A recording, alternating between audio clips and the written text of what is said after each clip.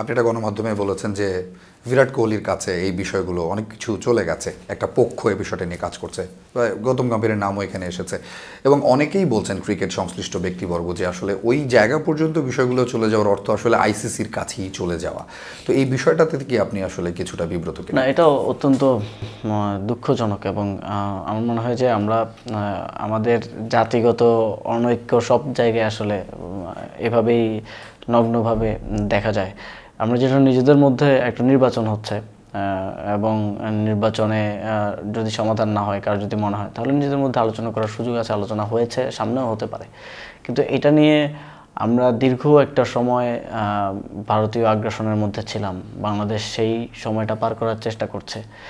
তো আবারও ওই জায়গায় নিয়ে যাওয়া, আমার মনে হয় এটা বাংলাদেশের মানুষের প্রতি অসম্মান প্রদর্শন, মানুষের সার্বভৌমত্বের যেই আকাঙ্ক্ষা সেটার প্রতি অসম্মান প্রদর্শন এবং একই সাথে বাংলাদেশের ক্রিকেটের যেই